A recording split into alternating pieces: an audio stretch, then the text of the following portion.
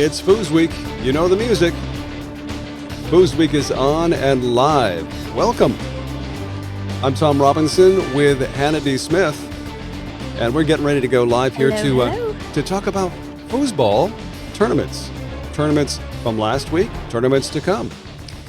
Hannah, we don't have a big tournament coming up this week, do we? No, not that I'm aware of. So it's another week. We do have something cool for you. Yeah, but there's another week to go before the Hall of Fame Classic.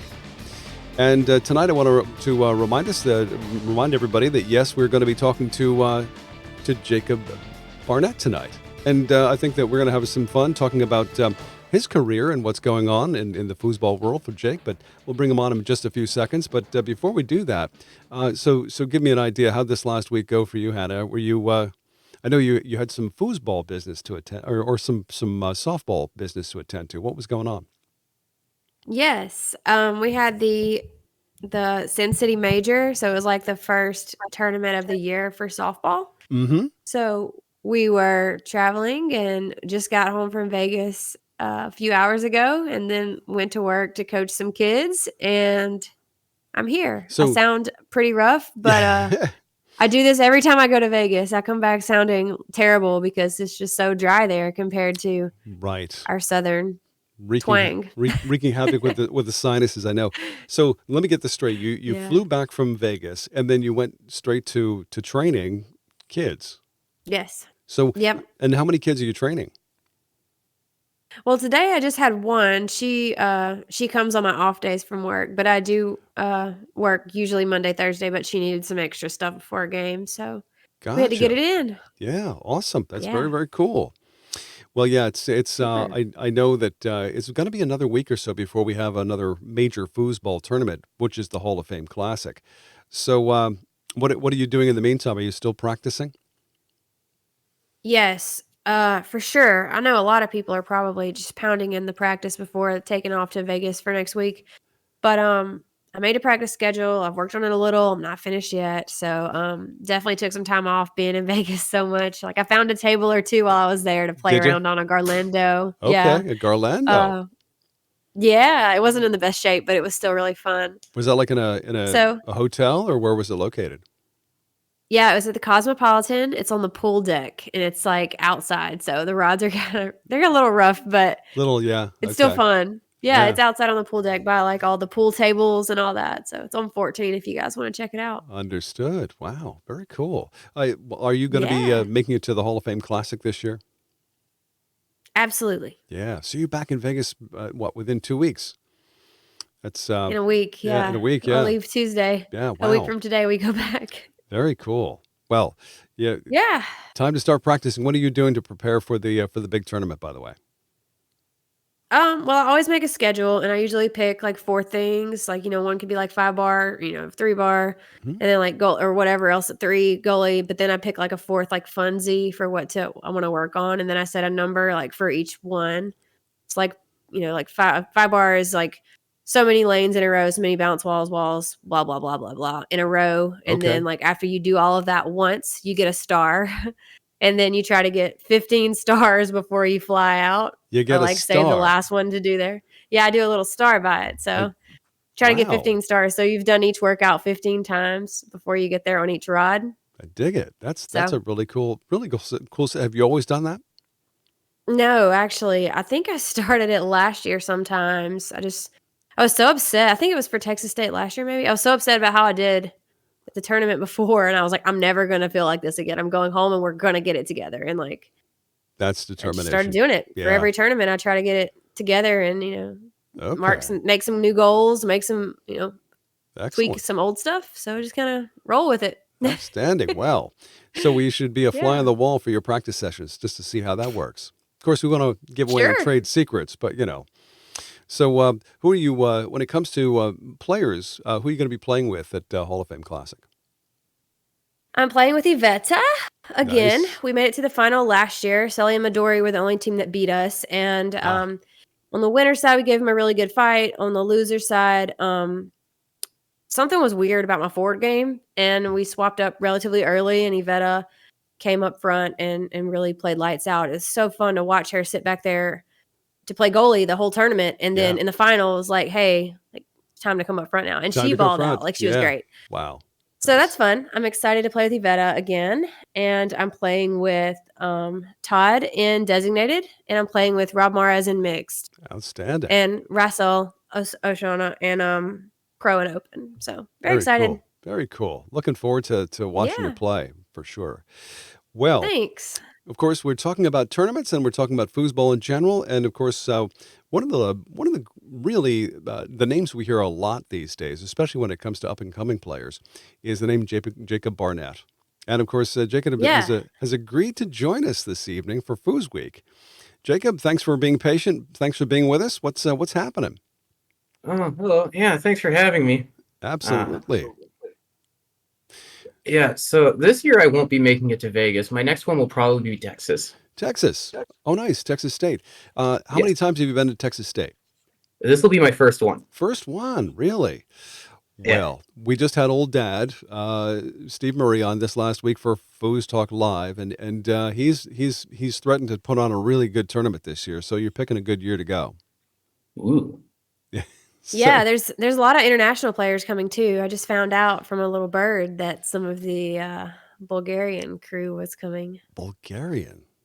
Really? Yeah. I don't think I've met any Bulgarian players before. Well, there's your chance. Wow. Yeah. Super cool. So, Jacob, are you in Indiana tonight? Right now I'm in Waterloo, Ontario. It's a town that's maybe an hour west of Toronto. Gotcha. That your hometown? Yeah. My hometown is in Indianapolis, Indiana. Okay. I'm up in Canada for school. I'm a grad student in physics. Grant, that's right. I remember you. We talked briefly about the fact that you're a physics major. And are you going for your master's or your doctorate?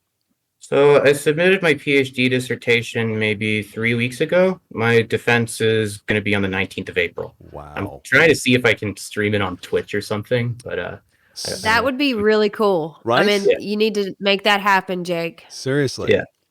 So literally, we'll have to call you Dr. Jake after that. Dr. Snake, yes. Awesome. So what are we going to call me when I get mine? I defend mine like probably end of the year. Oh, that's right. You're going for your degree as well. Maybe I'll stream mine on Twitch for you, and you stream yours on Twitch for me. Ooh. Definitely cool. Mine won't be near one. So, have you guys played against each other on a table, or have you played together at all? Yes. We take people's Lunchable money on the daily. Really? Really? I don't think we've ever lost a pickup game together, like ever. Yeah, we're 100% in pickup with rollover pole shooting. Yeah. Yeah, it's a lot. That is really something. Man, we've played, we've had an expert singles match. We've had a designated mixed match. We've had an open mixed match on stream. We had a DYP match. I think that's everything. Wow. That's quite a memory. That's a lot. Kind of what he's known for, I guess. And what was Hannah's a strong player. You got to prepare yourself. Right? No doubt. That's amazing. Well, one of these days we're all going to be in the same room, probably Texas State, and we'll have to see if we can find an extra. Maybe Adam can jump in. We can all do a pickup game in doubles. Although Jacob, I'd rather have you on my team. So, judging, I'll take Adam any day. Oh, really? Any day. Okay. Yeah, with that hair. I mean, I think Jacob's got a pretty good start on it too. I think he's gonna, what Adam and I have to do is that I'm gonna have to tie mine up in a man bun like he does, and he's gonna have to let his free. There you go. Yes. Only fair. How about loser has to do it for the whole day? Has to wear their hair how the other one wears it. I heard somebody at kickoff saying they had like these like little beards, and they were like, "All right, dude, whoever wins this one, if I beat you, you got to shave yours, and if you beat me, I'll shave mine." And I was like, "What is happening at this table?" Right? But it sounded fun. I think, yeah, it was fun. Makes sense. Makes sense. Why not? Wow. Sure. I guess I've never been very successful with facial hair. Got to say, I had a mustache back. Yeah, right. Hannah, that's a good thing. I think so too. Very brief period of time, I think 1985, that I tried to grow a mustache, and it just looked like dirt in my lip. That was it. So, yeah, not a good idea. Anyway, so Jacob, welcome to FoosWeek, and it's really great to have you. First of all, give us a quick idea. When was the first time you saw a foosball table? What kind was it, and how old were you? It's the first time I saw a foosball table.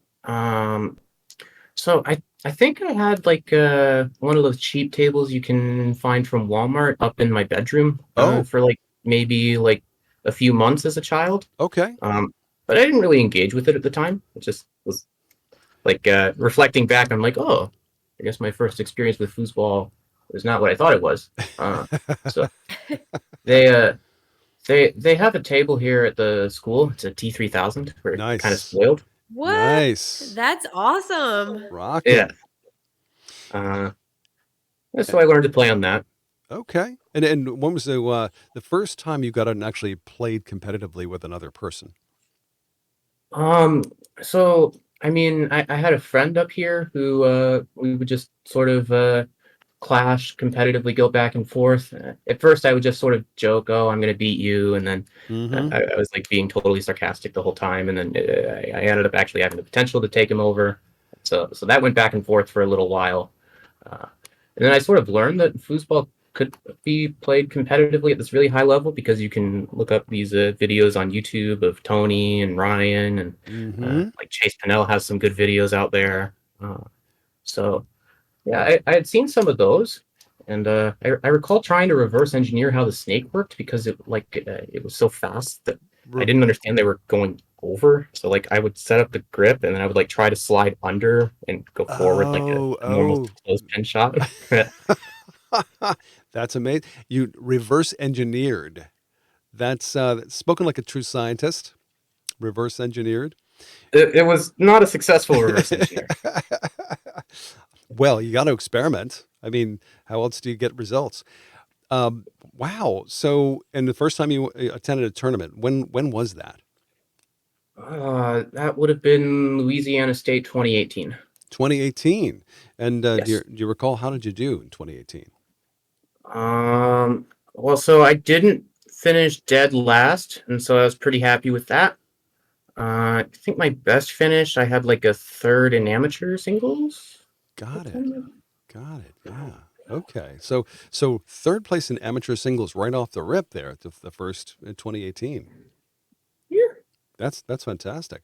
And so what are you ranked now? I'm an expert in singles and I'm pro in doubles. Same ranking as Hannah. Interesting. Hannah, what do you say about that? Jake, it's definitely. I mean, I'm not saying it's all because of the Notebook that you're there, but like I feel like the Notebook's playing a big part. So, fun fact for you guys listening, you may not be aware of this, but Jake is so cool. He's just the coolest cat. And I don't really remember the first time that we met or how we became friends, but I know we talked several times at the tournaments. And I believe it was before the expert singles match that we played, maybe at kickoff. We were like in a corner somewhere, and like Jake walks up to the table, like all cool or whatever, and like sets his things down like normal. But like he has a notebook with him. And I've been watching this Ah. cat this whole tournament with this notebook. And I like notebooks. So I'm like, what's he doing? What's he writing? And I'm like, So after, we had a good match. I think it was like relatively close, like four something. It was relatively close, I thought. And it was so much fun. I had so much fun. And like, we were both doing great shots, but like, it was a competitive match, but we had a blast. And after it, I was like, he beat me. And I was like, all right, Jake, come here. Like, we got to talk. And he's like, what? And I was like, what's in that notebook about me? So, like, he has his notebook. And when he plays someone, he flips to their page and I suppose makes notes. So, Jake, I got to know what's on my notebook page. Yeah, so I think I had listed the time that you favored early push side. Ooh. Something like that. I'd have to double check my notes. I haven't looked at them in a while. Push Uh-oh. side. Wow. I So didn't even know I could go push side early. Just kidding. I could be getting the But side no, I wrong. thought, uh-oh. So there's some controversy. Yeah, I thought that was so fun. And it is so smart. And actually, I have a whole player notes in my phone of foosball player notes. And it's from people all over the country or in the US. It's separated by that. So I definitely picked up on something that you put down. if you know what I mean. So I think that's really cool, and that's a great way, because how many times have you played the same people and you know something about their game and you learn something, and then you show up to play them again and you're like, dang, I really remember, I thought this was what they did, and then they get you on like 2 of them and you're like, yeah, it's definitely that, but then you're down 2-0 and you're like, well, if I'd have just remembered, like, but it's so hard to remember all the players and all your opponents. So I just thought that was such a great idea. Where did you when did you come up with that idea, Jake? So I don't know if Sean Lee directly told me that he does that, or if somebody else told me that Sean Lee had a notebook. Yeah. So Very cool. most of my game is sort of copycatted. Like I like it. I'm like, oh, that's a good idea. And I'll swipe something. So clearly, Cool. you learn a lot from other players. And how much have you learned from Hannah over the years? So Hannah's grip on her snake shot still mystifies me. Like it's sort of this softball style grip, if you will. Like she really goes up on the Just arm. use your armpit. I'm just kidding. That's great. Softball grip. That's telling Yeah. right there. What's her biggest tell?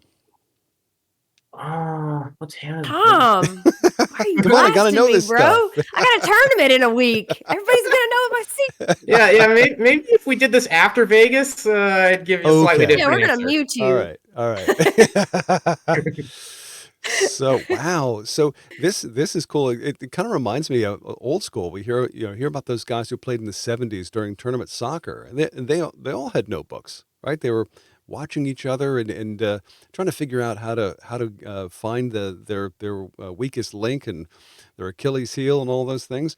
I mean, that's great. You're making use of that. And do you still use it?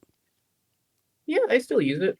I mean, I try to so usually I'll walk away from a match and I'll have like a small number of highlights, like oh, this is the reason why I won, or this is the reason why I lost. This is an interesting play that happened that maybe gives me an idea of this person's psyche.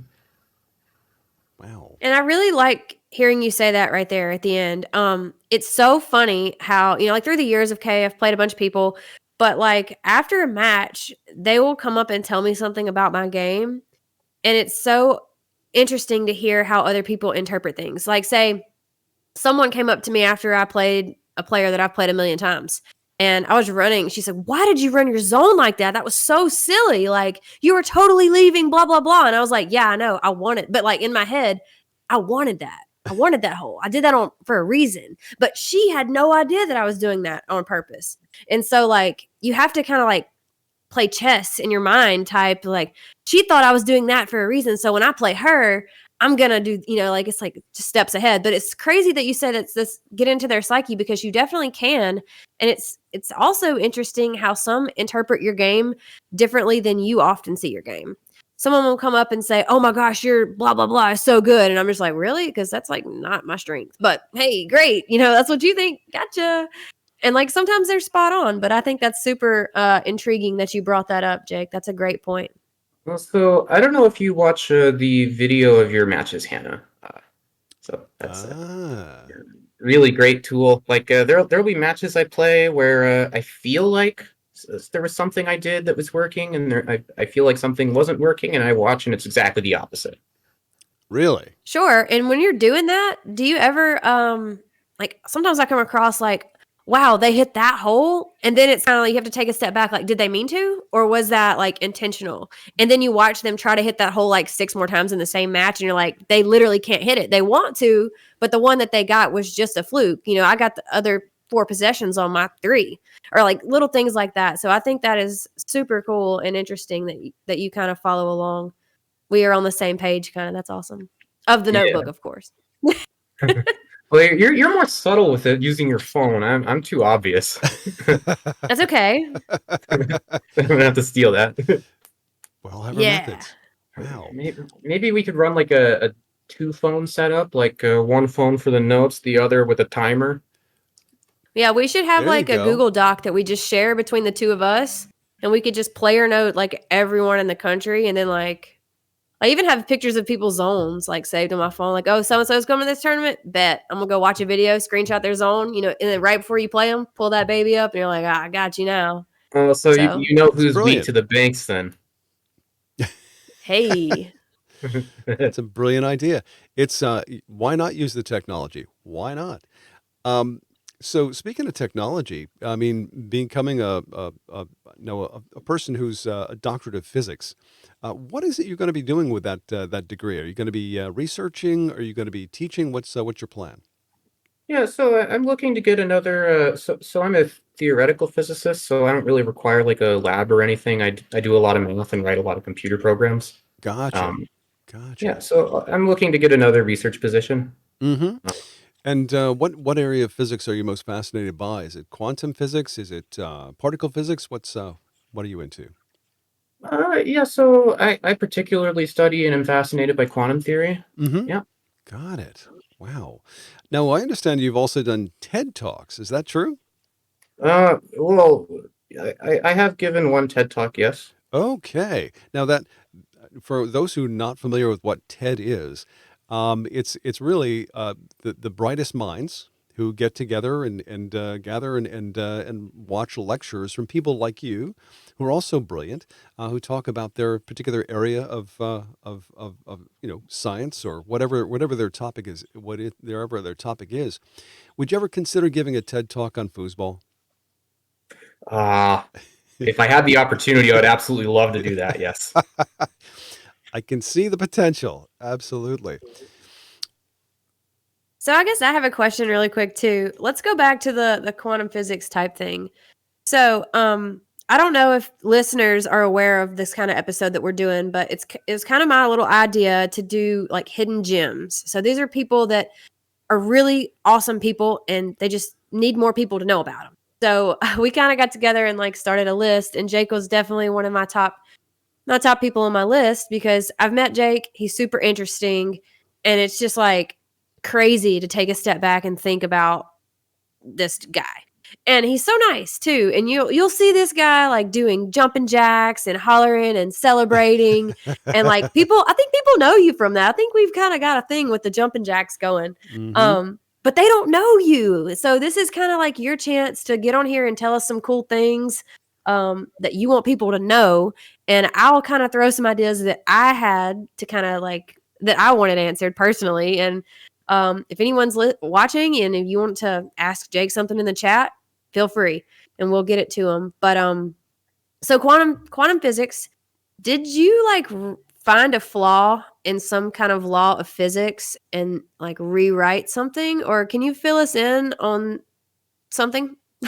Yeah, I guess as a brief aside, so the jumping jakes, uh, I, Oh, I, my I bad. The jumping Even jakes. I better. love it. yeah, Okay. Cool. I learned those from a pro from Louisiana. His name's Louis Barcelona. I use it to keep myself from overanalyzing.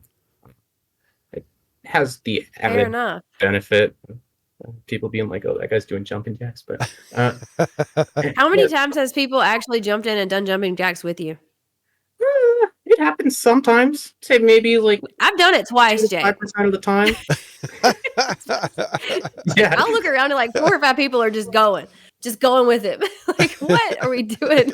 Oh, But it's fun. It's great. Yeah, it's fun. yeah. I guess I'm unaware. Yeah. There you So go. sort of the meta that I'm studying. So quantum theory is a framework which is designed to address situations which are inherently indeterministic. So there's this idea that somehow we could like perfectly know the state of the universe, that if your measurements were perfect, that you could know the position of every particle, the momentum of every particle, all your favorite properties, and you could predict them for all points in the future, right? So this is this sort of lofty dream that you're taught in high school, which it turns out to not be correct. So there's experiments that show there is inherent randomness in the universe. So quantum theory is a framework designed to address this. It's the most successful framework for modern physics. It's been used to describe phenomenon, from the atomic scale to describing neutron stars as well. You need Wow. quantum theory in order to describe why a neutron star doesn't collapse under its own weight. Um, and yeah, so and it has various applications as well. So the MRI, magnetic resonance imaging scanner. Mhm. So that would be that would not have been discovered without quantum theory. Semiconductors. The only reason why we know how to manipulate them is because of quantum theory, and in fact, there's trillions of semiconductors and presumably whatever device you're using to watch or listen to this, because the sort of building block of modern computing is the transistor, which is built on semiconductors. So yeah, very Wow. very successful framework. Really challenges our understanding of how the world works. So the math of quantum theory is sort of based on sort of the symmetry of the circle. So the circle is this nice shape that when you rotate it, it's the same shape. Um, so I study a variant where the mathematical structure behind it is that of an ellipse instead.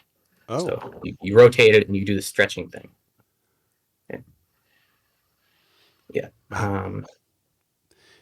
fascinating stuff. One of the things that I've always been interested in is the what a scientist like yourself who's looking at the universe as random when it comes to quantum physics. What is predictable for you? Is there anything that is absolutely predictable for you?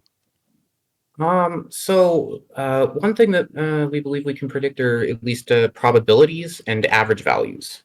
Okay. So if you were to run an experiment, let's say like 100 times, you could tell, let's say 50 of the times you'll get one outcome and 50 of the times you'll get another outcome. That's something that you would be able to predict. Okay.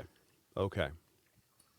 Um, Now, it just so happens that there is this so-called law of large numbers that if you run an indeterministic experiment many, many times, things will regress towards the mean. So you will see the average behavior on average, and because our experiences are on a length scale which is much larger than that of a single particle, so uh, many billions upon billions upon billions of particles make up our bodies and make up our Right. surroundings. You do see this sort of regression towards the mean, and that's why you don't inherently see the probability. You have to do these sort of specialized experiments in order to realize, okay, nature actually acts this way. Wow. Wow. Hannah, I'm feeling a little out of place with you two PhD candidates. I mean, I'm just Oh, don't do that. Mine is wow. not in quantum physics. Yeah, still, man. Um, so I guess I have another question. This one was from Brackland. We were talking and I was like, what do you think I should ask Jake? And he was like, ask him what it feels like to be known internationally. You know, Hmm. Foos, I don't know if anyone in our scene has ever been on a scale as large as a TED Talk. Maybe Yeah. they haven't. I'm very wrong. But like, how cool is that to know that people have seen you and know you internationally for your thoughts? Like, how does that feel? Well, it's sort of something that's there. It's there.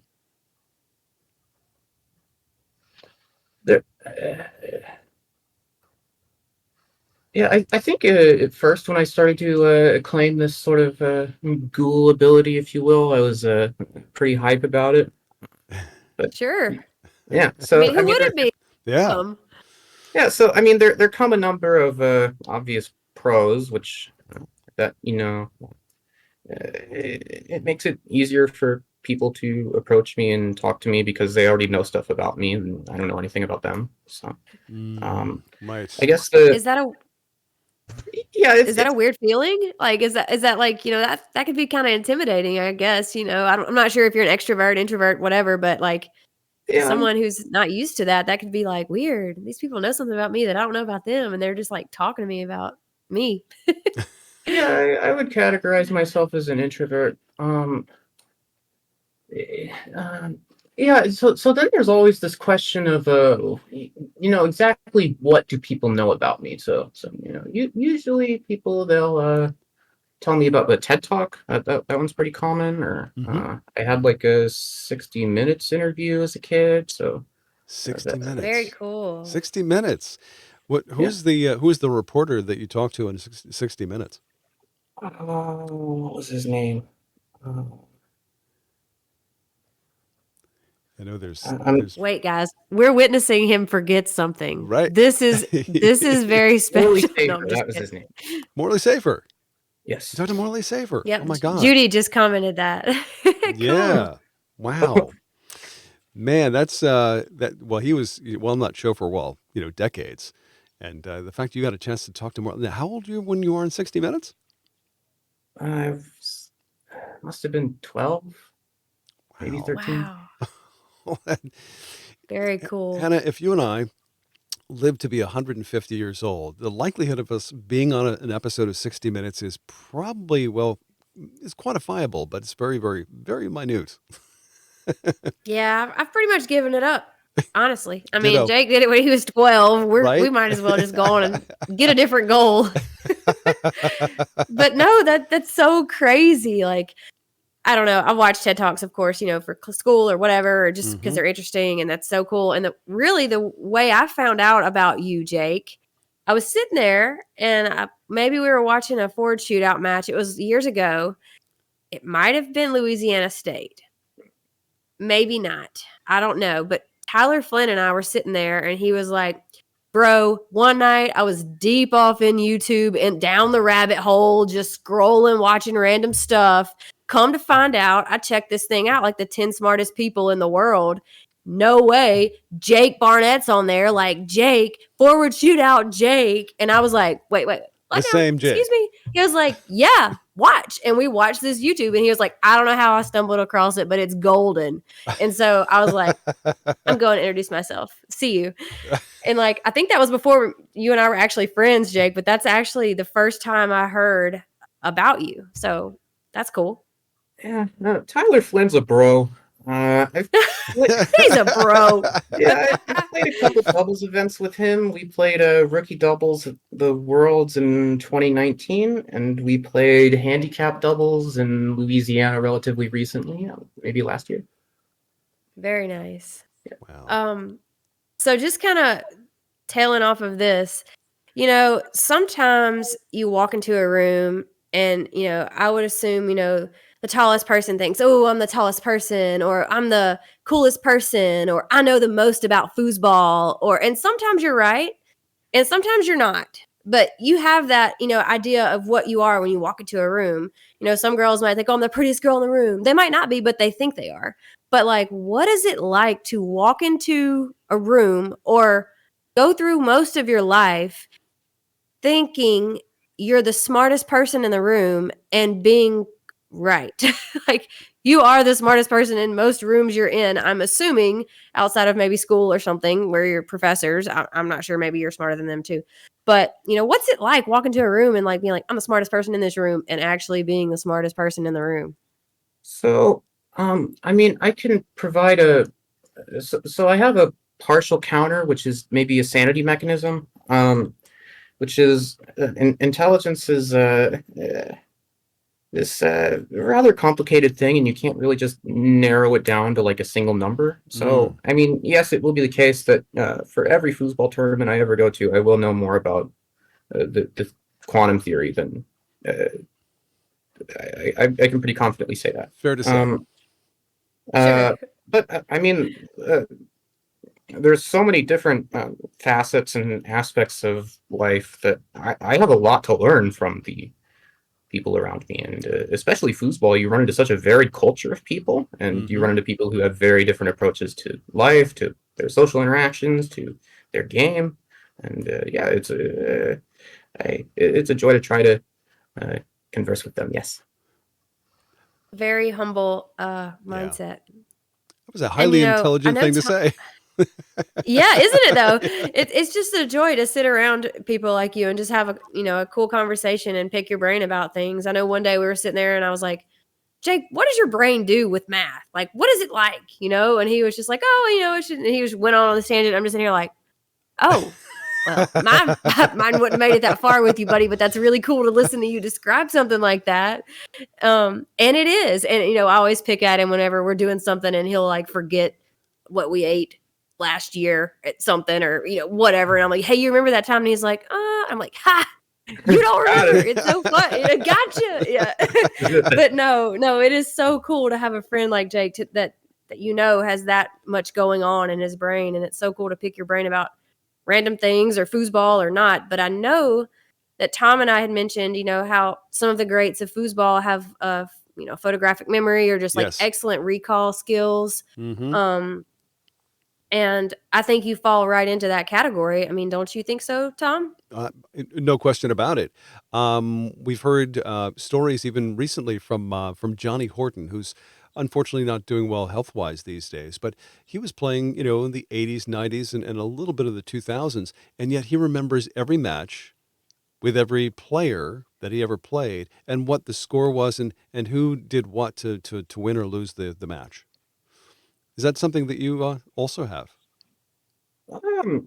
So, I don't remember every match that I've played. Mm-hmm.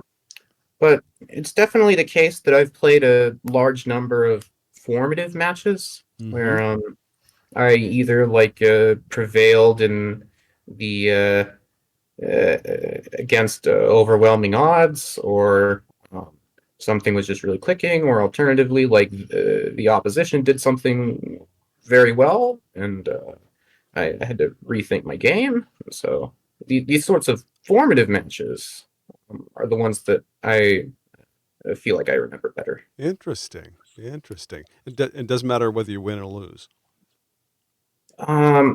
So whether I win or lose will affect how I feel about the match, right? So the Okay. losses are very painful, and the Right. wins give some pride. So is it true?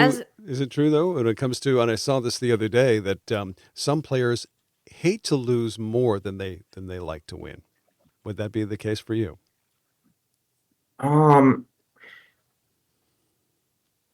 Yeah, I would say so. Yeah. It took me some time to actually dislike losing. I used to really enjoy it, actually, because I sort of was coming in with a mindset of, well, if I lose, that means that whoever beat me must have done something well, and I have something that I can learn from them, or alternatively, I beat myself, and there's something I can overcome. Now, this has maybe not been the case recently. I sort of started to I don't know. As my game improved and I started to get better results, it's definitely the case that I'll lose something and I'll feel like, oh man, I really should have won that. Mm-hmm. Mm-hmm. I think that's just how passion develops through foosball. It's so easy to be a part of it and to be to let it do that to you, but it's so hard to describe to someone. When you first get into foosball, you love it so much because you're just seeing so much progress and you just know you can get better. You don't expect to win, but you love playing. And if you win, great. But losing sucks, yeah. But but once you're able to do what you believe you need to do to win, it changes the narrative a little bit on how you handle wins and losses, how you approach a match, your mindset. And this may be underrated, but I'm a thinker in foosball. I can do whatever just about talent-wise, but I think I can beat people because of thinking, but I have to think differently when I play players like you. I know you can think with me. I'm not just going to overpower you and just outthink you and beat you. You're going to think with me and you're going to work with, and I love matches like that. And, as Bracklin's getting into foosball, I have to kind of explain that to him. He can physically do everything on a table, literally, more than I can. But it's, the thinking that he has to gain something every time. And now he's seeing that, win him matches, just the mental side. And I know when I play you, I know you can execute. Yeah, no, duh. You can do all the things physically. But the mental side is different. For Bracklin, he watched me play foosball for a year before he ever tried to play or do anything. So he understood the mental side way before he ever could do the physical. And now he can do the physical and you're like, "Ew, yikes, y'all are going to be scary." But how did that work for you? Did you watch foosball first and have the mental side, or was the mental side just so easy for you because you are a genius? So, uh, I mean, I would argue that my mechanical skills developed later than, say, my strategy. Mm. However, I mean, I would assume that. there's a, I mean, there's a lot more that goes into the mental game of foosball than just say grinding out calculations and uh, Right. especially there were times. I mean, there have been times where I've lost because I've sort of overcalculated and assumed that somebody was in some sort of pattern that I could identify when Mm-hmm. really that wasn't the best way to approach it. In some sense, there's like an emotional aspect, which I feel like if you're sort of in control of yourself emotionally, you're in a much stronger place. Uh, and so that I part definitely is, agree. Yeah. yeah, that part is also not easy for me. It's hard. And I talk to Sullivan about it a lot because we both play with so much fire and we show it a bit differently, but it's the same fire. And I love seeing that from players. Yeah, it sucks to cry after you lose, especially if you're a girl because you don't like to see girls cry. But it happens. I mean, and I'm sure guys cry too, and they feel like crying if not. But it's just we express ourselves so differently, her and I, but we are the same. And I just love that whatever fires you up. If it's foosball and you get that fired up about foosball, that it affects your emotions, Mm-hmm. you're doing it right. You know what I mean? If you can't, something's missing. You need to go and figure it out. If it's just like, I think foosball should touch everyone like that. Not you, not just me, but everyone. And it's nothing to really be embarrassed about. Yeah, you want to keep your emotions in check for sure. I mean, you can't like be going off the hinges, but it happens. It yeah. does when you care about something and things Yeah. don't work out that way. It crushes you because you put so much time and effort. So I definitely understand that and definitely can relate to that, Jake. It's interesting to watch some of the calculators I've seen on the table. One of which is here in the Albany area. His name is Kevin Walker. He's a pro master, and to see his table behavior when it comes to emotion, especially, he's stone cold. You very rarely see him get excited or change his facial expression. It's almost like he's playing a poker match, and he's stoic. But his movements are very calculated and very deliberate, and he does them over and over and over again with very little change in what he does. But he's so successful at his execution that there's no one, at least that I know of nearby, who can actually get in the way of his game. He's just that deliberate and that calculating. And he's also very patient, but it's his emotional exterior. I don't know what's going on inside, but on the outside, he's stone cold, just completely emotionless, even when he loses.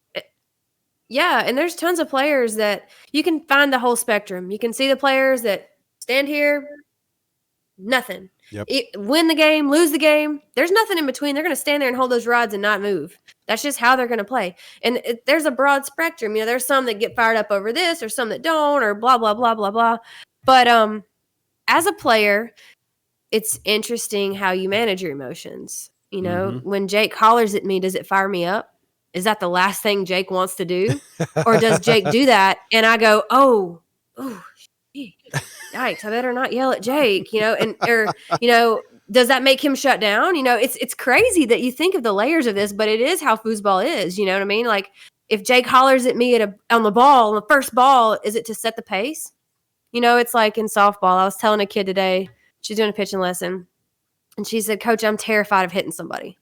And I said, oh, yeah? Well, guess what? When I was your age, I would get up there and I would hit the first batter every inning. And she was like, Coach, why? I said, I throw it as hard as I can and hit them right in their elbow. And she was like, oh, my gosh. I was like, why? I was like, it lets them know I'm here. I'm here for it. Ooh. I'm here I'm here for this game. It ain't just you, buddy. And she was like, oh, my gosh, I've never thought of it like that. But, as a pitcher, you have to be a little weird. And I am. So, but it sets the tone. So it's just like, it's one of those things for me is how do you react to emotion? And, that's something I don't think is talked about a ton in foosball, but it's a reality, Mm-hmm. I think. Mm-hmm. It's that and that goes for different players, Yeah. You don't want to yell at certain ones, or you're done. Yeah. So There's others that you do want to yell at. It's You are not wrong. so what so far in your career as a foosball player, Jake? What's the most difficult match that you actually won? the most difficult match that I won. So there was a match we had against Blake Robertson and Shannon Coley Oh at yeah, Kentucky State, 2022. I was playing goalie for Mario Rigonello. yeah, That. yeah. So, I mean, that's a contender. I'm surprised. I'm not Absolutely. surprised. Blake Robertson and Shannon Coley. Wow.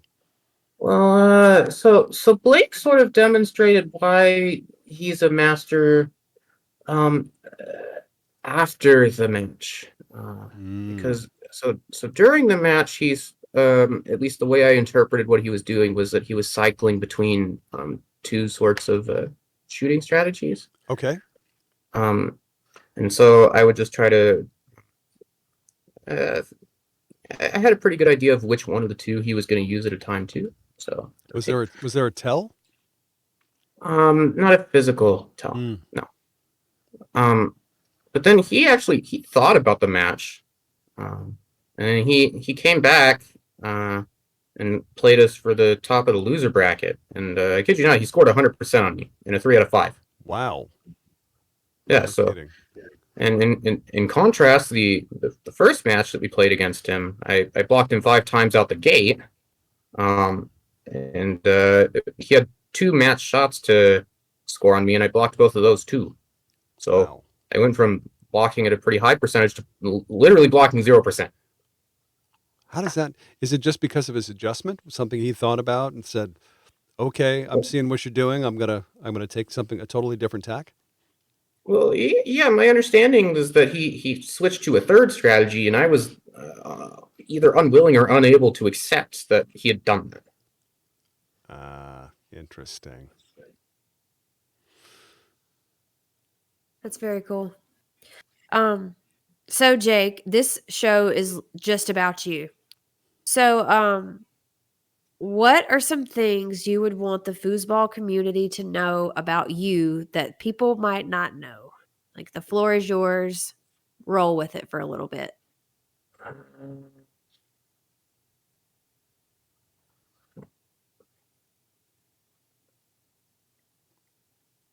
I'm a pretty simple person. I like math and I like foosball. I shoot a rollover and a near side tic tac. And if you ever catch me at one of these things, I'm more than happy to discuss my thoughts on the games and learn something from you. Yeah. What's your Yeah, I favorite? think What's your favorite food? I like noodles. Noodles. sweet. Spoken like a true college student.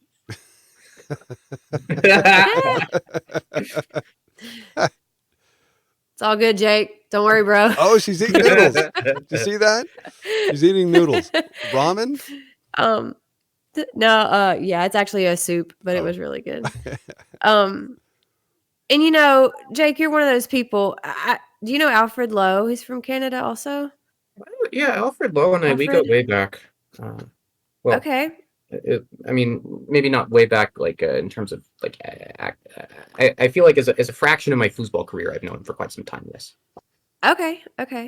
So Alfred and I were sitting at some tournament one time. We were sitting by each other and watching foosball, and we were just kind of like chatting it up. And we were both like he was, super quiet. But I was like, "Do you think he meant to do that, or did he do that on purpose?" Because he's, on that switch, that's the terrible timing. Did he just get lucky? And Alfred was like, yeah, I think." And we sat there and we talked about defense so long about foosball. We didn't really know each other, and I was like really young. Well, 2016 Worlds, he's like, "I need an expert doubles partner." And I was like, "Hey man, you want to play expert doubles?" And we ended up playing together. We took third. Tommy Orr beat us. Ooh. But that was like a really cool deal. And it's like, the point of the story is, I would have never met Alfred unless we sat there and talked foosball. I think you're one of those players that anyone should come, and if you're watching foosball, I think they could learn something from you watching a match together. You know what I mean? Like, I would come up with you and watch somebody play and have a conversation and pick your brain about your thoughts about that selection or that zone or something else. I just think there's a lot that players can learn from your thoughts on a foosball table.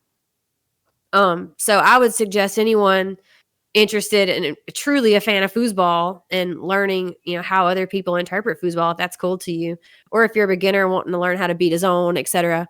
Go watch a match. If Jake's standing around, or if you have a match or whatever, go watch Jake's match. Go talk to him after it about it, or watch a match together, because that is so important in foosball, and it's so underrated. No one does that. I feel like it's very limited players that do that, but it can be so drastic and influential in your game, and I think you're a prime candidate for that. So highly suggest that. Yeah, I appreciate that, and invite the offer to just watch a foosball match with anyone when the opportunity arises. Yeah, it's kind of funny to watching a foosball match with someone. How often like we'll say something and it'll just be like completely off the mark. Like, oh, I think this person is going to go push side or something, and sort of that observation, I guess, also in some sense carries over to double strategy. Because I really try to not tell my partner anything too specific. Just sort of in the trust that they can figure it out for themselves in a match, unless it's like blindingly obvious. But you definitely run the risk of making one of these bold predictions, like, oh, I think this guy's going to go here at this point, and then just being totally off the mark. And yeah. Sure. And it's like deeper than that. If somebody's standing by me and I'll be watching a match and I'll be like, push side. Like, I'll just like mutter it, going push side. And I'm like, yeah, this is why. I'm not just going to say like, oh, I just felt it. Like, no, like, why did I feel that way? Like that's the deeper layers of foosball that these people need to be learning and hearing. And, I had some of that as I was coming up through the ranks. But not everyone has that. And the more people you have that can think like that, the faster you will progress at foosball.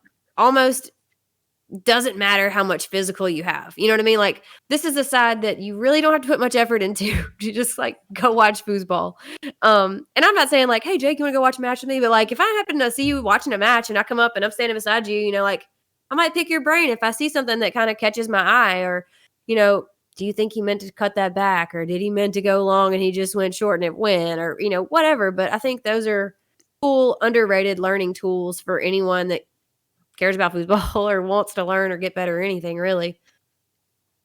Yeah, I guess the intentional cuts are very rare. I feel like the indicators for those are, first of all, if the defense has been leaving that angle open so if they've been in a standard the entire time or in a reverse the entire. If there's a lot of switching, and you choose to go for a cut, I don't know what you're reading. That's a very interesting choice. But I guess the other thing is like if they hit it twice in a row, I feel like it's much more likely that it did it intentionally. Mm-hmm. And sure. There's only a few that I think can do it. I can hit some cuts. There's only a few that are like really good at it, and you're like, dang. But by the time you're like, ooh, they meant to do that, you're like 3 up on them, and you're like, yeah, they did. Now what? But that's a cool aspect of foosball, I think. If you could tell anyone anything positive about foosball, what would you have to say?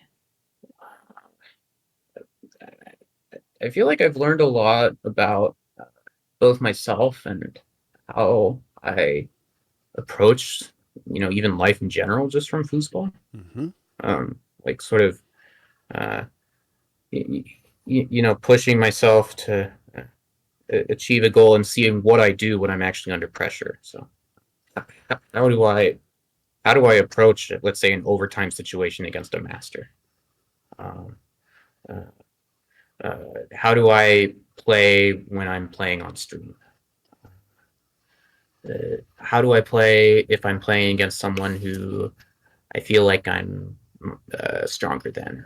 How do I play if I'm playing against someone who I feel like I'm weaker than? So, I mean, I sort of learned lessons from that. And yeah, I mean, just some of the success strategies, um, I don't know, there's sort of I would characterize high level foosball as being driven by courage almost. So, Courage. I like that. yeah. Uh, Or the heart. yes. Having the So, heart. Talk more about it. High level foosball is driven by courage. yeah. How so? Well, I mean, in some sense, one goal of mine is to try to treat every possession, every ball as its own unique challenge. That I've lost too many matches. Let's say losing focus on, let's say 5-bar blocks at like 1-1 or something, you know, uh, or these sorts of similar situations. Yeah, and so in the process of treating every ball as its own unique challenge, just there is someone on the other side of the table who is trying to stop me, but I don't care. I'm just gonna, you know, read the defense, see what the weakness is, and exploit it. And all these external factors of like what the score is. The score is just some beads that are being slid around. That's a great point. Yeah. Not caring. It's one of the things that it seems to get in the way, especially when it comes to progressing in this game, is reaching, let's say, a plateau and not being able to get beyond that plateau. When was the last time you met a plateau, and how did you overcome it? I'm in a plateau right now, and I can tell you why I'm in the plateau. Okay. Because in some sense, so there exists the quickest path to success is discipline. Mm-hmm. So deciding to stick with a set shot and continue to work it over and over again, even if you feel like you might be able to get a cheap shot in because you haven't been doing it all much or whatever, just consistently working the same series over and over again throughout an entire tournament. I feel like that's the fastest way to success. And so I guess I've been sort of tempted by other stuff. Like I've been working a lot of like I just start shooting a pull shot every now and then. Like I get a feeling like, oh, this guy's weak to pull, and shoot a pull, and it usually works out. And so you know, maybe end game, that's something I could do. But in order to really get through the rut, I need to, if I want to have a pull in my arsenal, I need to shoot a pull the entire time for at least a couple of tournaments. Okay. When I'm shooting a pull, I'm doing it every now and then. Just as a secondary or a third, maybe a tertiary shot?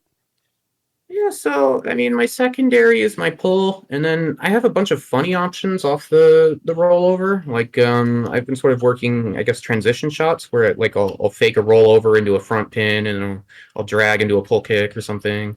Um, so I do think that there is some sense of creativity that can be expressed from this sort of transition style play that I guess people like Justin Shaw understand.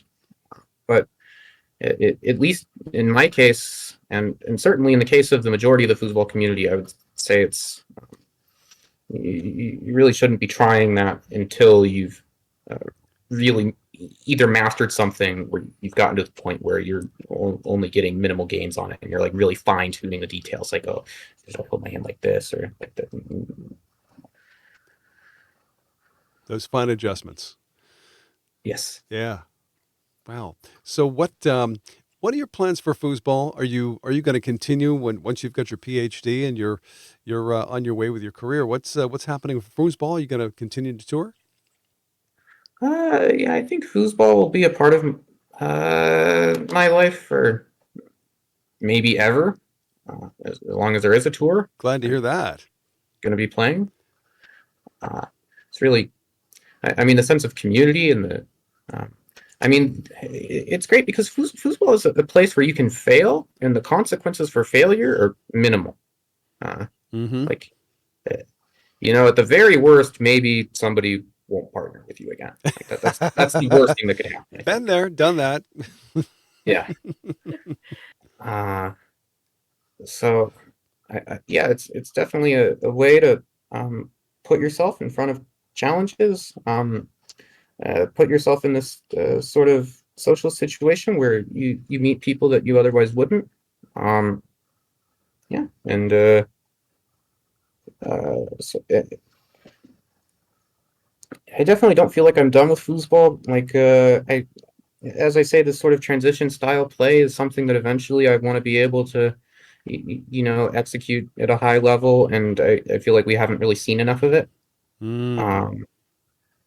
So, uh, yeah, I guess short term, yeah, I mean, I'll be preparing for the Worlds. Usually, I take like maybe like a month or two before the Worlds to really prepare for it.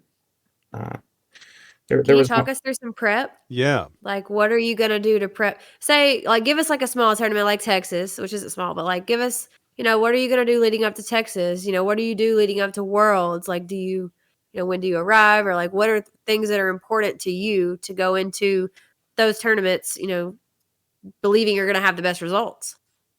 Um, okay, so on the physical aspect, I would definitely advise going to the gym, maybe even getting a personal trainer. Uh, Oh. that will, especially if you're a pull shooter or uh, like a closed hand pull shooter, you definitely are going to want to be in shape. So that's something I'm going to be doing. Usually in advance of a tournament. So there's a style of practice that I learned from watching Eric Dunn's YouTube videos, which I absolutely recommend if you haven't seen them. Eric Dunn is a master player who's beaten Federico Collignon. Whoa. Yeah. Wow. In singles. In singles, no less. Yes. So one thing he advised was so there's different styles of practice. Okay, so you want to go into a practice session with an explicit goal.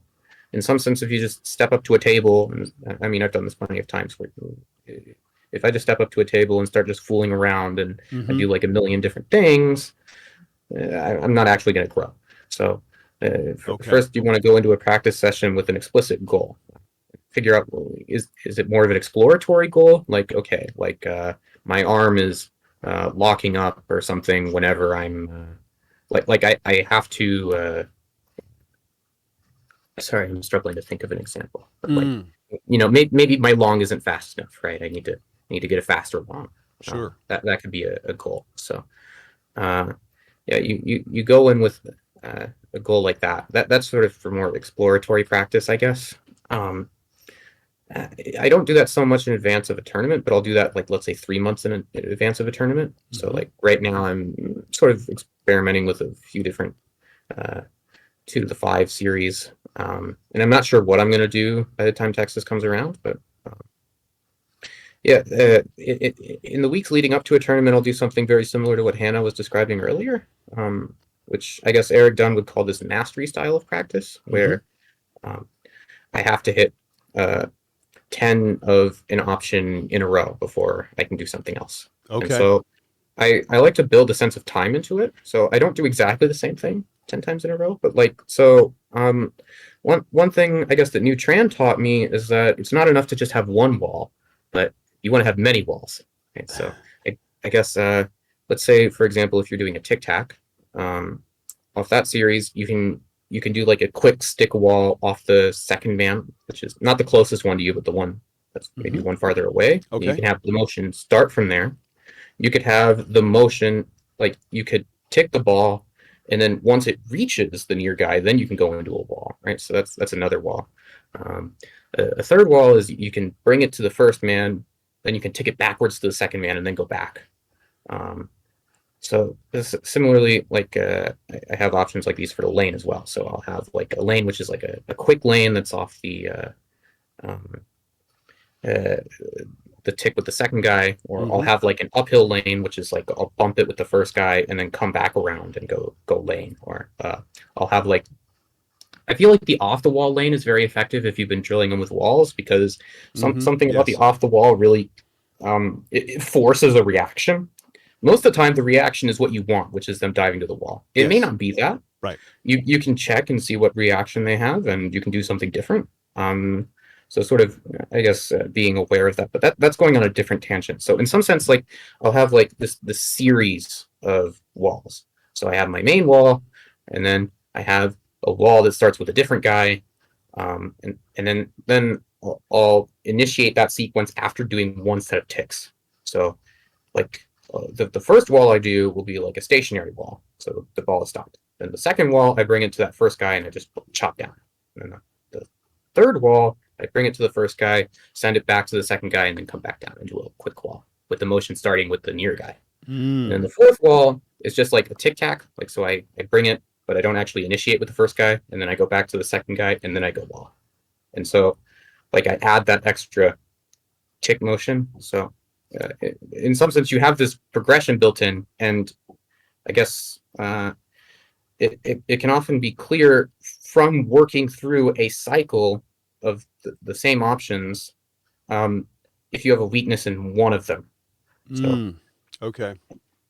if it just so happens that let's say my I don't know, like my off the wall to the lane, like if I'm not catching those, but I'm catching all my other lanes, then I need to work on the off the wall to the lane.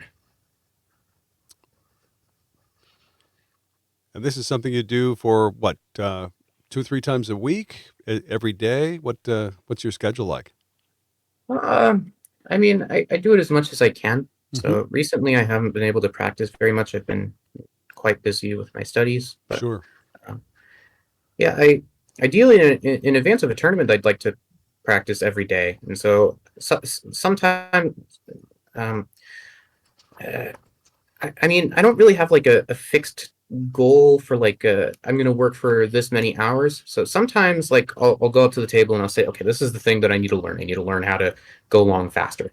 Okay, so then if I figure out how to go long faster and I drill a few of those in, then I'm like, okay, I figured it out. Whereas sometimes if I go long and it's just not going faster, and I position my body differently, or I hold the rod differently, or so on, and I just can't figure it out, then I force myself to figure something out. And so then that's when I'll practice for a long time. So, does physics play into how you look at players' stance when they shoot a pull shot? Like, say you don't know Bobby, and you have to play Bobby for the expert singles final at Texas, and you have no film on Bobby, and you haven't watched one match, and no friends can tell you anything about Bobby's game, but you know he's going to set up a pull shot. So when he's warming up, does anything like how he holds the rod, how he places his feet, how tall he is, how long his arms are, whatever, does any of that impact your initial thoughts on someone's shot? Or, does physics play into any of that or not so much?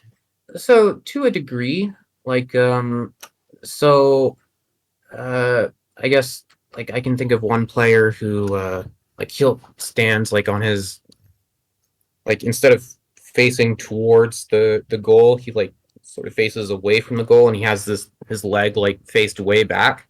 And so it, for this player specifically, it's impossible for him to hit anything other than a spray ball. Okay.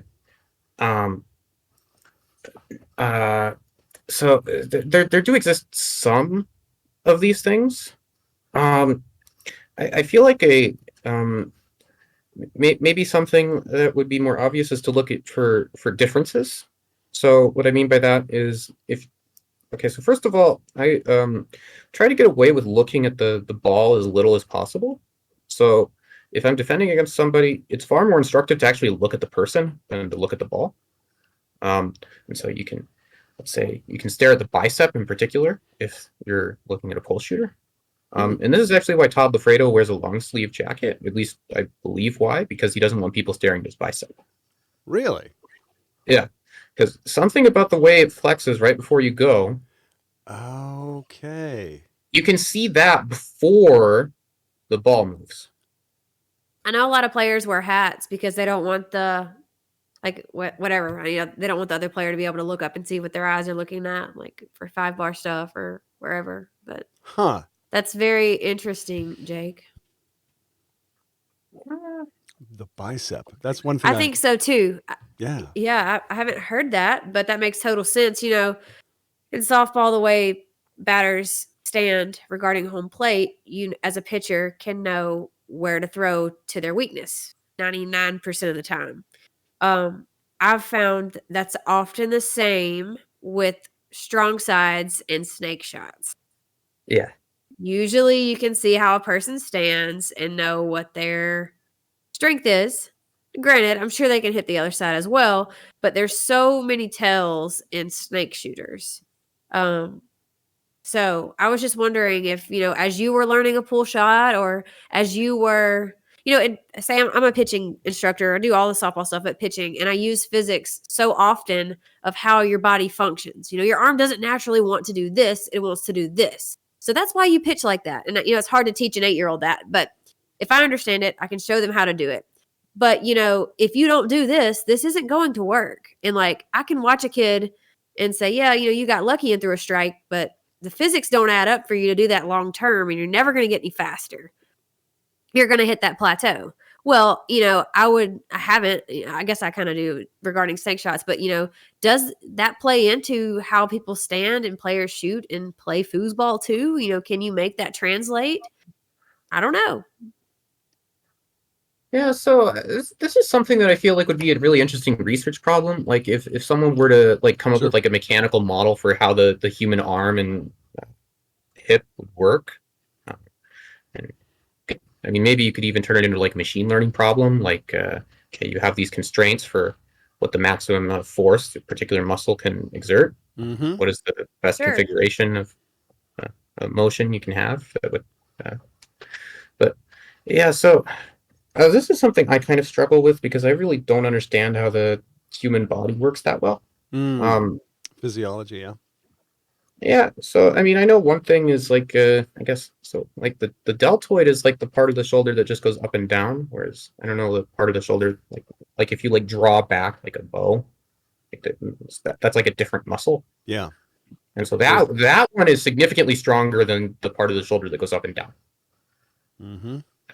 So that's maybe one thing that I know, but otherwise I maybe I'm not the best person to ask for that. And you know, another thing that I found pretty interesting is height, and you know, your arm length. So I've had 1.5 million people try to teach me how to shoot a pull shot. Well, it doesn't work like it does for me, like it does for them, because I'm a foot shorter and my arms are small. And you know, they can just stand, you know, like T-Mac, he's gonna stand straight up and just whoa, and it's just romping, and you're like, dang. But then you watch Kevin Romero, who's down there with it, behind the ball, crazy setup, super behind the ball. You know, looks like he's gonna stub it, but he doesn't. You know, it's just like there's so many different styles of how to shoot a pull shot, and clearly those players they found something that really works for them. That's awesome. But it's like, is there some kind of connected answer to the problem of if you are this tall and your arms are this way, you need to stand this way? Say Adrienne Lee. Adrienne Lee is shorter than me. She shoots her pull shot with her hand all the way at the end of the handle, and it's drastically different than how I shoot mine. Mm-hmm. But like, is there some kind of like puzzle piece we could figure out there to like, hey, if you're tall, probably going to be best that you shoot it this way? Because I can't tell you how many men who are really tall have tried to teach me how to shoot stuff, and I'm just like, I'm going to break my wrist. It doesn't work that way. I'm too short, you know? So it's just weird to think. I didn't know if you had any thoughts on that. Put us together a math problem. I'll see you at Texas, okay? Just picking on you, buddy. It is curious. So you think about Sam Dijon, who's playing on a top of a box for a good portion of his early career, and he was doing snake shot mostly. But then he got into a pull shot, little hands, small hands, not a very strong arm, but killing people with that pull shot, killing people. Mm-hmm. Don't know why. I can't. It's not because he's got power, because he's he's a kid. He's young. So I don't know what that is. I mean, I'm sure if you do something enough times throughout your lifetime, eventually you will be able to execute it. Now, my question is, if I'm a fabulous pool shooter and it works really great, but I think I've maxed out my speed, could I increase that speed if I changed X or Mm. Y, to get the perfect formula? Could we make Brandon Munoz's pull shot faster, or can we make him hit that hole that he struggles with, or, whatever we could figure out. But if you're a math lover and interested in things, that's something I would say was pretty cool if you could figure it out and be like, hey, this is why your pull shot's terrible, or this could get better. This is why I'll you be tuning suck. into your Twitch presentation. Yeah, let me just change the topic of the thesis real quick. Thank you. Uh, How to fix Hannah's pull shot. It can Don't be waste your done. time. It's It trash. can be done. You Next. can be rebuilt. You can be rebuilt. Now, here's a quick question. Now that we've talked a bit about mechanics, what about a software program, let's say AI, that plays human beings on a foosball table? Do you think that's ever going to happen?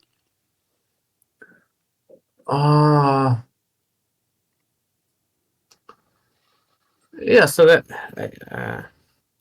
I think that's probably only a matter of time. Mm. Very cool. Yeah. It'd be interesting to see what an AI actually came up with, because in some sense, these shots that humans have invented have been the most successful ones are designed to be as simple as possible. So, Yes. say like a rollover, you're using one man for the entire shot. Full shot, you're using one man for the whole thing. Whereas, a computer that's capable of understanding, calculating far better than a person could. I mean, I just imagine probably what it would look like is they just be doing some sort of like crazy ball control drill, like going into like a stretch, cradle, tic tac, back pin. They just doing some ball control drills. And next thing you know, there's like some sort of bank slingshot it sets up. Wouldn't that be something? Yeah. Wow. Well, I think you should get busy on that, Jake. Yeah. In your spare time, just as a hobby. Yeah, Jake. Get on it.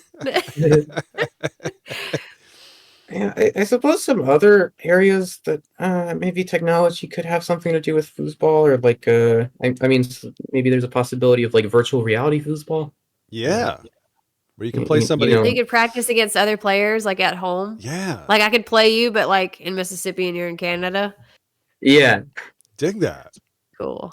That is cool. It's gonna be amazing pickup games. Amazing pickup Yeah. You games. should get with Bowie. I think he's like a genius at that kind of stuff too. Then I guess you could really have fun. Like you could like I don't know if you could make like a 3-dimensional foosball game or something, where like you can like whack the ball like. Well, after your first thesis, here's some other things to add to your list. Okay. Okay.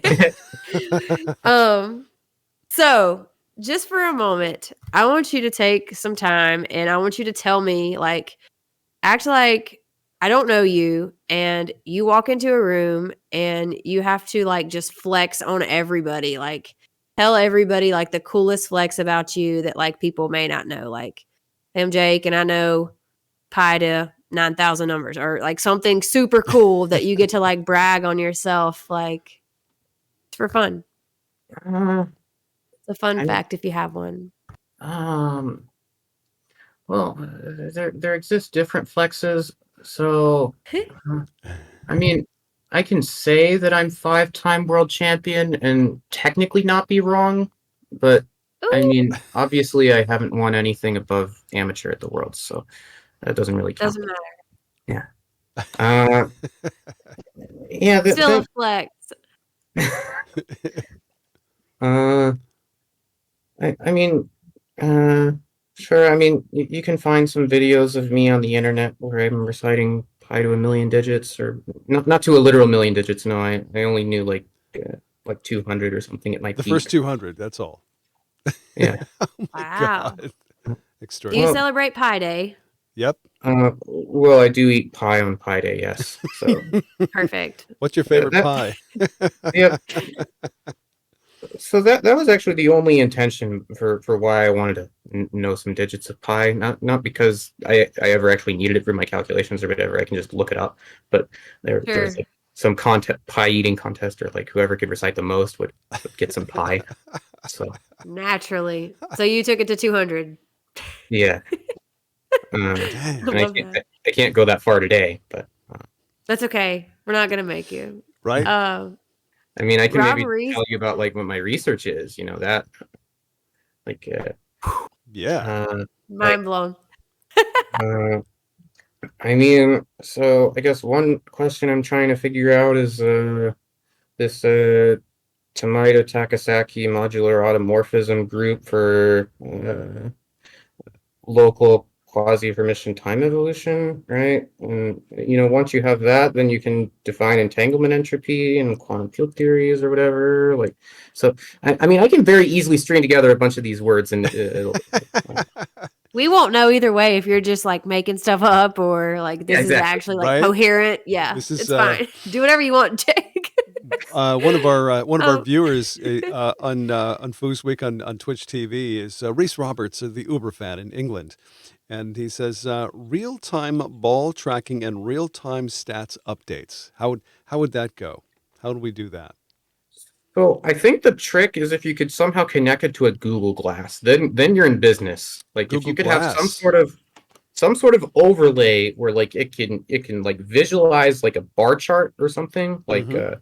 you could like I don't know like look at a certain corner and it'll tell you like let's say what's open in the first 5 seconds. It's mostly pull side, mostly push side, mostly middle, and then you can break it down for each of the periods. Or you could even have like the glass like giving you suggestions that the other team can't see in the middle of a match. So Would that be considered cheating though? eventually, yes, because they would figure out how to hack the other person's Google Glass. Right? You have to, right? There's always that one guy that's like, we're not gonna have nice things. I'm gonna hack that baby. You can't believe what you see. yeah, No, I'm I just mean kidding. maybe the end game would be that like it would be like a specialty event or something. Mm-hmm. Mm-hmm. Very cool. Cool idea. You should get with Daweed. Like I said, I think he's great at that kind of stuff. Maybe he's not. I don't know. He made me No, feel he like is. he was fabulous at all of Yeah. that. He would be great Oh yeah. to help with any cool ideas like that. So that's a this typically Foos Week, of course, is about tournaments. Just give us an idea. The last time, or the last couple of times you've gone to a tournament, what did you find most disappointing about the tournament, and what did you enjoy most? Well, the last tournament I went to was Wisconsin State, and to be honest with you, I don't think there was anything disappointing about that tournament. Great, A cool, great venue, it was run well. yeah. Events were running on time. I don't think there were too many conflicts. Um, How was the food? the food was good. Yeah. I've heard it's great. There's a strong player base that showed up. I had a decent number of players from Florida show up, and the local scene is surprisingly strong in the in that Wisconsin. area, Yes. Wisconsin, Yep. Minnesota. Appleton. Yeah. Yeah, so honestly, no complaints. Wow. Awesome. What did you enjoy most about your last tournament? What did I enjoy most? So I stepped in the commentary booth for like one match. Yes. So that was kind of Cool. fun. Wow. Nice. Do my You Jim should do it Stevens more. impression. You did a Jim Stevens we hear it? impression. Uh, No, okay. well, no, I Sorry. don't have like a voice or anything, but like I was trying to do like Oh. play by play, like oh well, sets up the Tic Tac series and goes bounce lane but gets blocked and now it's on this person's 3-bar, blah blah blah. I mean, it's kind of hard to do that without actual match in front of you, but Sure. Do you know Biggie from Canada? yes. So he is not from the Toronto area, so I think I've only met him the once. We were both at an Ottawa tournament together, and I Right. don't Gotcha. think we played against each other.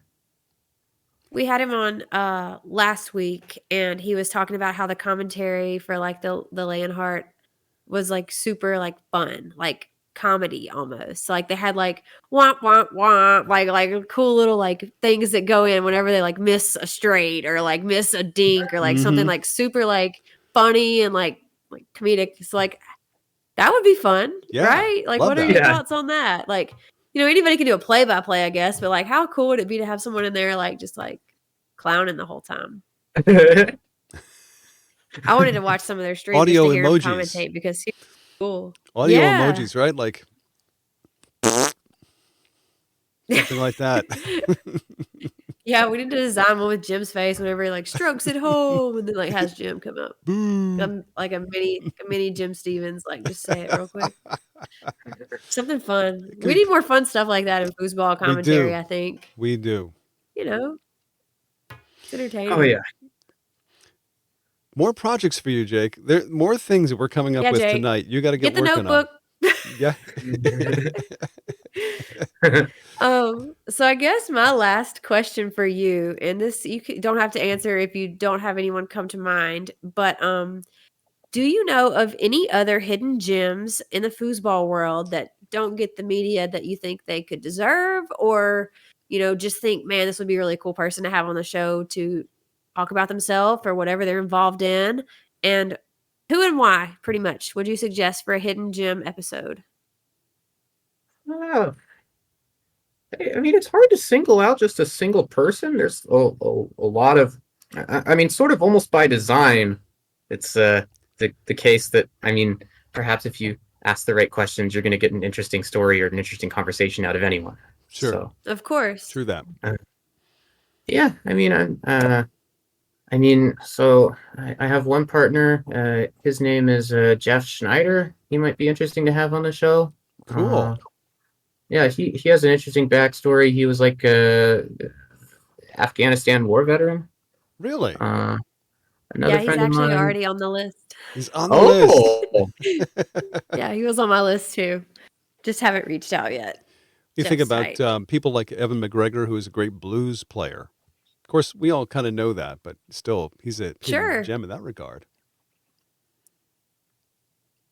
We were just trying to like think, they don't have to have a super cool talent. They could just be like super cool people or someone that, Yeah. doesn't get the media time that made a big difference in your foosball career or mine or whatever.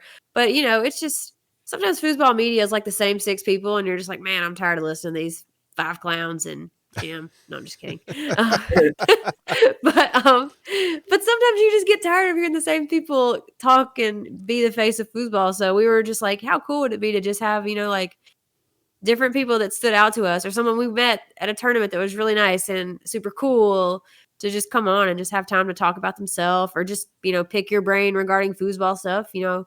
Wasn't really planning on that tonight, but I think if you were listening in, I think you could definitely pick up some tips on how to improve your game from things that, Jake brought up, which is great, which is what foosball and podcast and it's all about, I think. And if you think of any in the like not while we're on live, you can always just text me. I wonder if maybe one option is like maybe you could like raffle a spot on the podcast or something like. Ooh, Make it a contest. Okay, fundraiser, right? There you go. Sure, why not? Dig it. Dig it. Well, I mean, that is if well, I think that's definitely a worthwhile idea. Definitely a worthwhile idea. So, Jacob, first of all, I got to say it's an absolute pleasure sharing space with you and Hannah. Being my educational level, I think I finally got my bachelor's degree when I was 52. So yeah, the PhD thing. If I live to be 150, maybe. But it's amazing to have a chance to hang out and talk to you about anything. You've really got a great insight in the game. Your philosophy is really spot on. Love your philosophy. So, what would you like to tell us as far as foosball goes? What do you think the future of foosball is? So one answer I have is that I think classic doubles is the future. Because Cool. The reason why is because it brings the goalie into the game.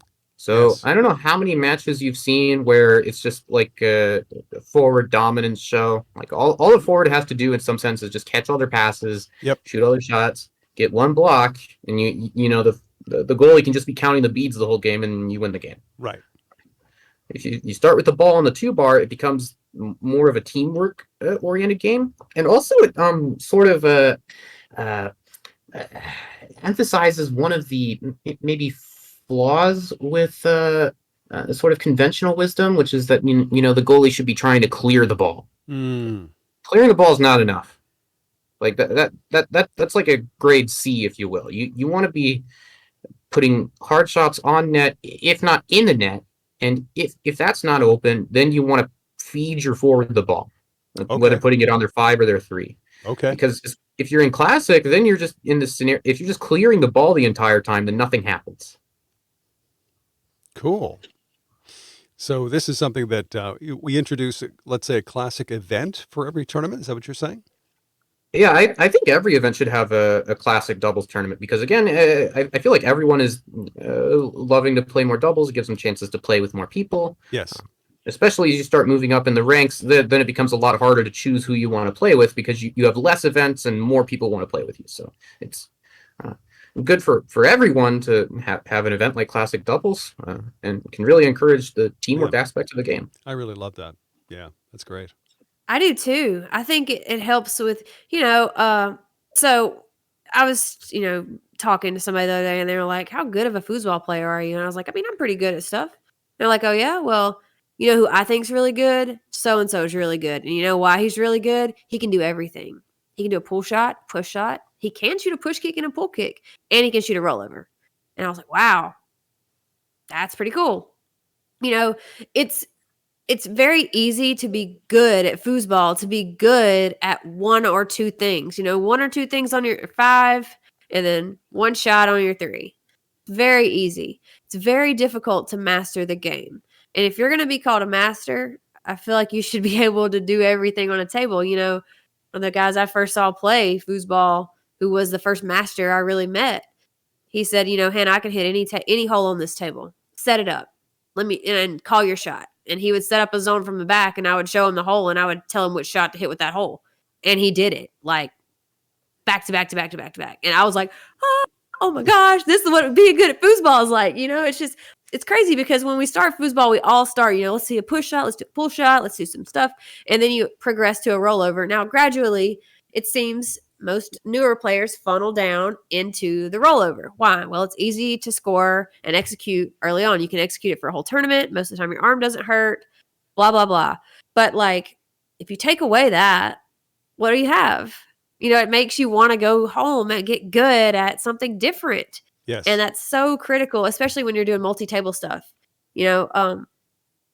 Some can't shoot a rollover on a Bonzini like they can a tornado, or it doesn't translate differently. And that's cool. I think an expert level player that can physically do anything on a foosball table is amazing. That's such a flex. That's a flex. So I agree that, classic doubles makes you not as a rollover shooter, it makes you not reliant upon a rollover that much. And it makes your goalie have a bigger role. You don't get to say, oh yeah, I played with so-and-so, but Hannah played goalie. I won, but Hannah played goalie. Hannah had to clear the ball every time. You know what I mean? So it's just it gives him a sense of accomplishment as well. And I think, like you said, that really just creates a really cool doubles dynamic. So I agree, Jake. Thanks. Yeah, I'm in total agreement as well. So, I mean, maybe one issue is that I feel like if somehow mandatory, everyone had to play classic doubles, which I think would be awesome. We would be seeing a lot of pull shots though, because that's probably you get pull shooter primaries, or you get people who are rollover shooter primaries who switch to a pull shot. Now, if you could modify classic so that every shot had to touch 2 player figures, then you'd see some fun stuff. Yeah. Push kick, pull kick. Push kicks. Yep. Love that. Like the Italians play a pretty cool style of like off the wall. Like you can't advance the ball forward unless you bounce it from a wall first. It's a really Yeah. cool style. If you haven't checked it out, it's pretty cool to watch. It's kind of like hectic. You're like, stop, like be still. But like if They you don't like set some up. of the shots I hit, you're like, dang, okay, like they meant to do that. And so it's cool. That's a very cool idea for sure. Yeah, I do. I wish I played more of that style of game. I don't know how to do it. I learned to play by slowing the ball down and controlling it, and so I try to do it, and I invariably just end up slowing the ball down again. So Right. I feel you. Ditto. So at our house, we'll be like, okay, let's flip for, we know what sides we're gonna play on, but like we'll like flip, be like, all right, what are we doing? And it's like brush pass pull shot, and so we both have to do a brush pass pull shot Ooh. on every rod, or if it's something else and it doesn't go in, then like doesn't count. And like that's kind of cool too. And like whoever wins the flip gets to call the shot. Like that would be kind of cool for like a Ooh. funsy event, like you Mhm. got to shoot a push kick. So like it kind of sucks because like when you're at goal, like you got to shoot a push kick, and they also know you got to shoot a push kick. So it's like eat it, no. But it's cool. It teaches you different ways to win and clear the ball and be successful instead of relying on good old rollover. yeah. Maybe you could even have a format where like so the first shot you set up, you can't shoot that the rest of the match. So do you go into your best shot to get an early lead, or do you I don't know. That's a Or great you question. could probably play with the numbers a little bit. Maybe you could do the first shot twice or something. That could be fun. Yeah, but I do like this called shot option. I've played some fun pickup games with various people, like a horse, Oh, so Like you Yeah, have someone to who call your tries- for shot. sure. Oh, Yeah. that's interesting. I haven't done that. Well, it's fun. Yeah, it sounds great. Well, it sounds like we got some things to try out when Texas State comes up, because I think we'll all be there. Yeah. Oh yeah. But go to Vegas first. Wish I could. Oh okay. Wish I could. Yeah. Vegas is going to be, that's the next biggie. So, so who are you playing with at Vegas? I'm not going to Vegas. Oh, you're not going to Vegas. Okay. Gotcha. And do you have a partner picked out for? I don't have partners figured out for Texas yet. Gotcha. A little soon for that, I'm sure. Yeah. So you trying to play expert dubs or? Well, I think we might have to talk to some people on the points committee about getting us moved down to expert. Oh, don't worry. I know a guy. Yeah, I know a girl. Okay. Just kidding. We're not going to be experts. Yeah. Maybe. But maybe. We got 2 votes. We only need 1 more. Just kidding. But yeah, Jake, you've just been so great. I'm glad that you came on here and took the time out to hop on a podcast and hang out with us for a while. I know it's pretty casual, but like I said, I've learned a lot. I love hanging out and chatting with you, and I have since I met you. I think you were a fabulous first guest for Hidden Gems. Yes. If there's anything else you'd like to add, or feel free. The floor is yours. Well, yeah. Thanks for having me. I think this is a cool idea for a format, and I really appreciate everything you guys are doing for foosball. And it's great talking with you as always, Hannah. Cool. Thanks, buddy. Wow. So hopefully we'll have you back sometime soon, even Foos Talk Live, or I would say you'd be a great candidate for My Greatest, which is something that Adam is doing. Is one of his feature podcasts. So yeah, you're going to be back here sometime real soon. I have a feeling. Oh, okay. Yeah, I'm available. Hopefully. Cool. So whatever tournaments Adam goes to, you should get together. He does My Greatest, wins and losses or greatest experiences in foosball pretty much, and it's super cool. But I'm sure everyone would love to hear, and it goes into details about things, and that would be a really cool perspective to have from you if you're interested.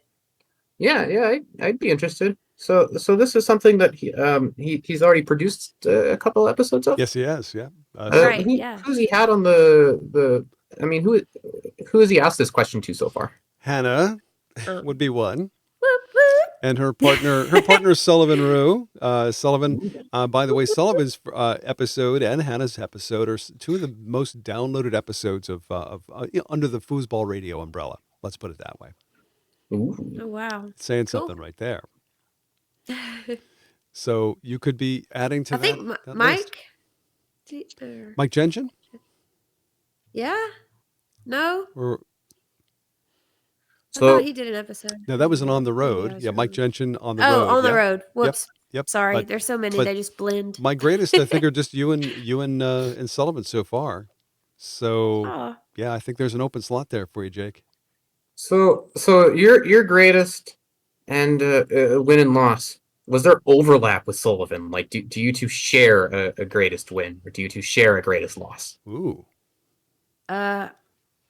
So her greatest loss was open doubles to her father. Mm-hmm. Oh, And that was you a know, tough one. Yeah. yeah, I mean, it just can't not be her greatest loss. But Sullivan and I talked a lot about that episode and how, it really matched up for us before we even did the podcast. And, we were like, I mean, our greatest win was it our first world title together. And we were like, I mean, yeah, but no. I mean, and then what about our second one? I was like, I mean, really, no. We went there and just did it. We crushed. It was great. It wasn't like, wow, phenomenal. I mean, of course it is. It's worlds. But, our biggest loss, I think, as a team, it has to be, was our last loss, and that was World Cup. Mm.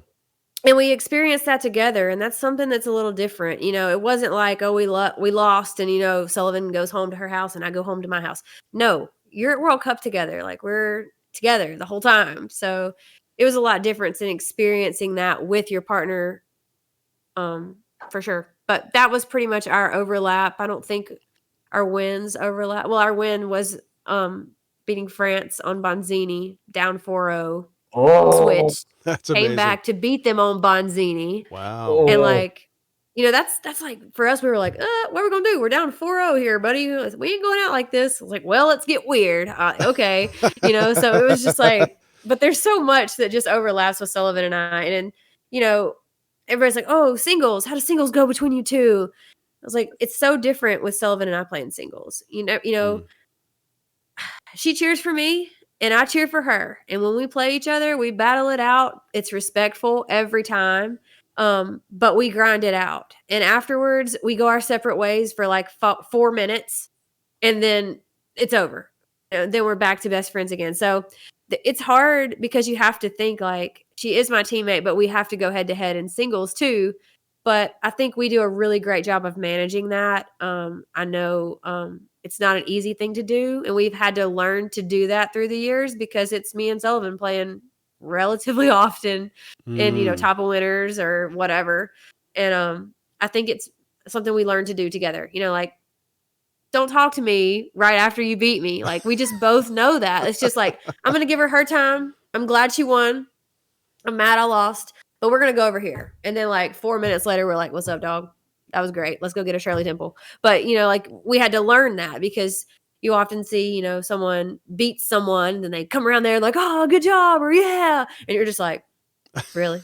Like, get out of my face. But like, if you play the same person enough, you have to kind of like understand There's a code. how that works. Yeah, sure. Yeah. Of course there is. But I think that's pretty much the only overlap. But that's a cool thing to think about. Have you and Sullivan ever like I don't know, like flipped a coin or something like that for a singles match? Oh, no. We've thought about it a few times, I know. Especially, we're like, you know what are we gonna do here? But no, we usually fight it out. One of us usually beats the other one at least one time, and then the other one comes back and double dips, or dips once but doesn't get the last game. So our record is pretty tight. She's beaten me a few more times recently in singles, I believe, but like I said, like, I beat her for top, she double dipped me, or like she beat me for top, I dipped her once and then like got close. So it's like we just fight it out. But as long as it's us two, we're good. She's up 6-1 against me. 6-1. It's okay. We're doing a best of 13. Good. Yes, Jake. Come on, best of 13. Hey man, you gotta have goals in life, right? Get with it. So funny. 6-1. Wow. She gets us all, man. She's tough. Right? Great player. Great player. Do you keep a record of players that beat you like that? Do you have any other fun ones you could throw out? So Jacob Balkos, I'm 4-9, so he's 1-9 and I've won 4. Whoa. What about me and you? Okay, I don't know the exact. So, okay, I won the expert singles match and the DYP match, and then you got me in designated mixed and open mixed. So I guess we're tied, Two Two unless two. there's each. one I'm forgetting about. So I yeah. really think it's really 3-2 you. Oh. Pro doubles. Oh Worlds. yeah, yeah. You got me. Right? I think it's 3-2 Were you. Were you playing with Jorge? Luis. Oh yeah, you were playing with Luis. Okay, yeah, that was the previous match. Oh yeah, I don't know if you remember that match, but I went wall every time. Every time. Yes, you Oh. did. I'm aware. I was playing goalie.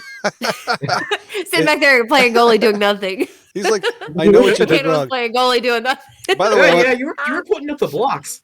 I was going wall, and then I was facing the defense. wow. No, I'm just I kidding. went wall every time. Every time. Hear that, Hannah? He went wall every Literally. time. Yeah, Wow. Louis. Let me get my notebook, Jake. Yeah, Lewis is a fighter. He taught me just. I watched him in video, and he taught me how to do that singles 2 to the 5 series where like you pass it off the goalie The bad rod. guy. Yeah, he Sure. convinced me to try that. Um, Pretty cool. yeah, yeah, very strong, stellar player. Wow. We've basically, I think you two guys have cleared it up after all this time. You finally made amends. Loser. It's fine. No, we're doing it best of 7. There you go. Oh, thanks. It's not over We're yet. back. You're not out. Okay. That's it. It's never over. Perfect. Wow. So I got to say, that time has gone by so quickly tonight. This is amazing. And especially for this first episode of Hidden Gem. I think this has been spectacular. Yeah, we really weren't sure how long it was going to go. We're like, what are we going to do? Like 30 minutes? I don't know. And then it's like 2 hours later. Right. But it does go fast. There was so much I wanted to unpack and, pick your brain and talk about. So I'm super glad that you made time for us, Jake. We really appreciate it. Yeah, thanks for having me, and nice talking to you as always. Yeah, Jake, thank you Sweet. so much. It's looking forward to Texas State. Yeah, really fun. Awesome. Well, let's get together again. This is FoosWeek number 7, by the way, in case you're wondering. But Hidden Gem, of course, is the latest greatest, and we'll be back together with Adam next week. Who, by the way, who's just coming back from vacation this evening. Otherwise, he would have been here with us. But we're looking forward to next week, and we hope that you enjoyed watching on Twitch TV tonight. Thank you to Judy Schober and for Reese Roberts for jumping in and making some comments. And if you certainly want to hear the playback, we're going to be airing this on Foos Talk or our Buzzsprout site under the Foosball Radio umbrella. In the meantime, I hope that you have a great evening, and thank you so much for tuning in. Foos Week number 7 is now come to a close.